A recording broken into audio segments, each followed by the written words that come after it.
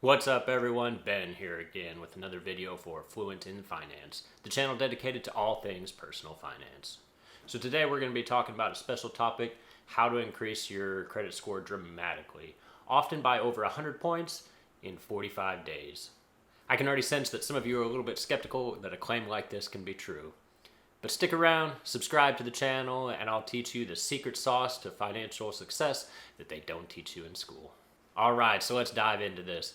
Now, if your credit score is low, then chances are there's at least a few items on your credit report that are negatively impacting your score. So the first step is to obtain an actual copy of your credit report, because we can't start fixing things unless we know specifically what's broken. Annualcreditreport.com is the official website as dictated by federal law that allows all consumers access to their credit reports once per year for free. Once you download your report, make sure you go through it to ensure that all of the information included is actually accurate. Sometimes account information gets incorrectly loaded to somebody's account. Now this could be due to several reasons. It could be due to identity theft, or it could be as simple as somebody entering in information incorrectly into the database. I mean, think about how many people in the world have the last name of Jones or Smith. This can sometimes lead to confusion and cause people's information to get incorrectly attributed to the wrong person. So if there is information that shows up in your credit report that you don't think should be yours, make sure you contact your credit reporting agency as soon as possible for them to resolve the issue. So the next thing that we're going to do is we're going to compile a list of all of the negative items in your credit report. Now this could be late payments, collections, anything that's negatively impacting your credit. We're going to put that into a list and we're going to dispute each and every single one of those items. In order to file a dispute, you would need to go to the website of each of the major credit reporting bureaus and file an official dispute. I'll make sure to include links down below. The key here is that you want to dispute everything. So it doesn't matter what it is. If it's a 60-day late payment or a collection account, whatever it is, make sure you dispute it. Everyone has an excuse. So be sure to include yours as part of your formal dispute as to why you believe that these items should not be included in your credit report. Once a credit bureau obtains your dispute, they will then attempt to contact the lender and get their side of the story. If the lender is able to prove that you failed to live up to your agreement and pay them on time, then that item unfortunately will stay on your credit report. If, however, the agency is not able to prove it, or if they fail to respond within 30 days, then that item will be removed from your credit history. And that's why you want to dispute everything. Even if you know that you failed to uphold your end of the agreement, you still want to dispute it. Because chances are, at least some of these companies will not respond within the allotted time frame, and the item will then be removed from your credit report. Once you've disputed all of the negative items on your credit, the next thing that you're going to want to do is you're going to want to try to become an authorized user on someone else's credit card account. Find someone that you both know and trust and who already has really good credit and talk to them about this. Now, ideally, this is going to be somebody in your immediate family, mom, dad, brother, sister, but it could be anyone, potentially somebody in your closest sphere of friends. Basically, this person is going to call their credit card company and add you as an authorized user onto their account. This process is super quick. Usually it can be done in 5 minutes or less with customer service via the phone, or a lot of agencies also allow this to be done online. Now this process does ultimately allow you to use their credit card as if it were your own. So this is why it's very important that you both know and trust the person that you're going to be doing this with.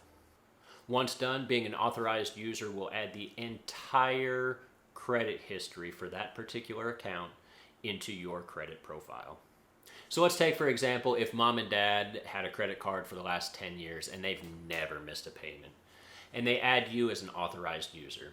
At that point, your credit history report will also show that you have been making payments for the last 10 years with no late payments. Depending on the specifics of your credit history and what your particular score is, this process alone could raise your credit score by as much as 100 points or more. Now, it's important to note that all of their credit history for this particular account will transfer into your credit profile. So if they have flawless credit history for this particular account, then congratulations, you're going to now have flawless credit too.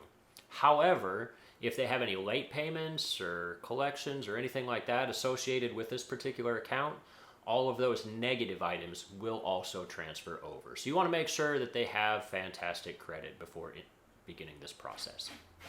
Now, ideally, the particular card that you're going to become an authorized user on will have a couple of things associated with it. The first thing is that you're going to want an account that's been open for a number of years. The longer, the better. I suggest about 5 years or more should be a good start. Additionally, you're going to want an account that has both a high credit limit and a low utilization rate. So, for example, a card that has a $10,000 credit limit would be better than a card that only has $5,000 of a credit limit. Also, you want that utilization rate to be low. So, for example, a credit card that has a $10,000 limit, it would be better if it only had $500 as a balance as opposed to $5,000 as a balance. Now, as you can imagine, the biggest drawback to this technique is actually being able to convince somebody to add you into their account. They might worry that as soon as you become an authorized user, you're going to immediately rack up large amounts of credit card debt and leave them stuck with the bill. Thankfully, there's a few ways to prevent this from ever happening. Now, ideally, this shouldn't be a concern because you know and trust this person and because they're doing you a solid favor. So don't screw the person over. But beyond that, there are a few steps that the primary account holder can take to ensure that this does not happen. So when the primary account holder is on the phone with customer service adding you to their account, they're going to need to provide several pieces of information, such as your name, date of birth, address, that kind of stuff. So instead of telling customer service your actual address, I suggest that they use their address. That way, when the new credit card comes in the mail with your name on it, it actually gets mailed to mom and dad instead of to you. This way you can't spend any money on their account, simply because you never got the card in the mail. This way you don't know their account numbers and you never got a credit card in your name in the mail, because it was sent to mom and dad's address instead of yours. This prevents any kind of temptation to spending their money. Additionally, authorized users typically can't ask for replacement cards, so you couldn't have a new card mailed to your actual address even if you wanted to. And if anything were to go wrong, the primary account holder can remove you from their account just as fast as they added you to it with a quick call to customer service. Now, it is important to note that as soon as you are removed as an authorized user, their credit history will no longer show up on your credit report, which means that dramatic boost that you got from having their credit score is now gone. So remember that while this technique can provide a dramatic increase to your score, it is a temporary increase. So the key here is not just to boost your credit score temporarily, but rather to use this temporary boost to fuel something that is more permanent. So let's say, for example, if you are not able to obtain a secured credit card because your score is too low, you might use this technique to boost your credit score to a level that now allows you to apply for one of these credit cards in your own name. That way you can begin to start building your own credit history. And while it should go without saying, the last thing that you're going to want to do to improve your credit score is to actually pay your bills on time. Each time, every time. You see, no matter what you do to try to improve your score, if you continue to miss payments, then all of these tricks will be for nothing, as your score will continue to stay low. So go online and set up automatic bill pay, preferably for the entire amount of the balance due, but at minimum, set it up for the minimum balance. This way there's no possible way that you can forget a deadline and miss any more payments.